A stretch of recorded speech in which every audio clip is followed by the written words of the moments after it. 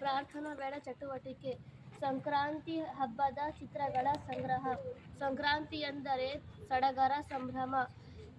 ಭಾರತದ ಪ್ರಮುಖ ಹಬ್ಬಗಳಲ್ಲಿ ಒಂದು. ಇದು ಸುಗ್ಗಿಯ ಹಬ್ಬ, ರೈತನ ದುಡಿಮೆಯ ಫಲ. ಸಂಕ್ರಾಂತಿ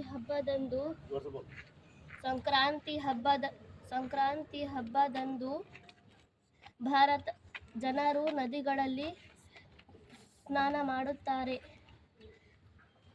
ಹೊಸ ಬಟ್ಟೆ ಧರಿಸಿ ಹಬ್ಬವನ್ನು ಆಚರಿಸುತ್ತಾರೆ. ಮಕ್ಕಳು ಗಾಳಿಪಟ ಎಂದು ಹಾರಿಸುತ್ತಾರೆ. ಶೇಂಗಾ ಹೋಳಿಗೆಯನ್ನು ಮಾಡಿ ಸವಿಯುವ ಹಬ್ಬ.